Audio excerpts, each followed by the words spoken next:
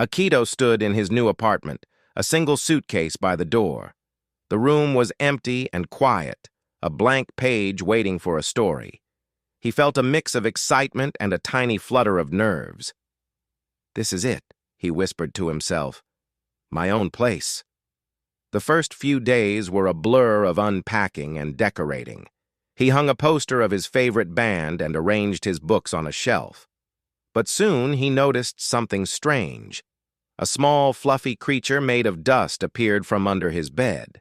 It zipped around the room, leaving a trail of fluff behind it. "Hello there," Akito said, but the dust bunny just giggled and zipped away.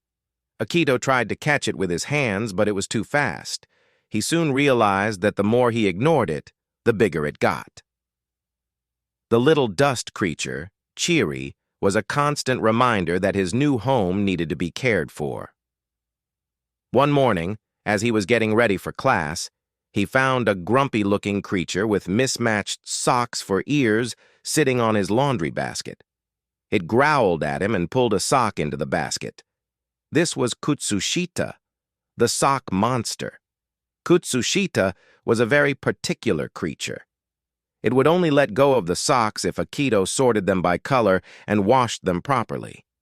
If he tried to skip a step, the monster would growl louder and hide the socks in the most impossible places. The final creature appeared when Akito's stomach rumbled. A tiny green sprout with a hungry face popped out of his empty refrigerator. It was Midori, the hungry sprout.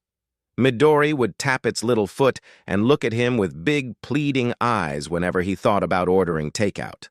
Akito learned that Midori was happiest when he cooked a simple meal. The sprout would cheer and dance as he chopped vegetables and stirred a pot.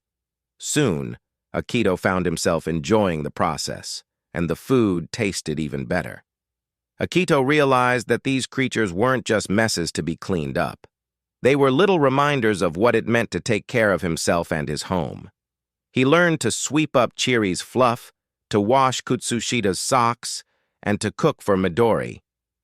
His apartment wasn't just a place to sleep anymore. It was a cozy home, filled with the warmth of his own efforts. The creatures were no longer a chore, but his little roommates, reminding him that being an adult wasn't about being perfect, but about trying your best.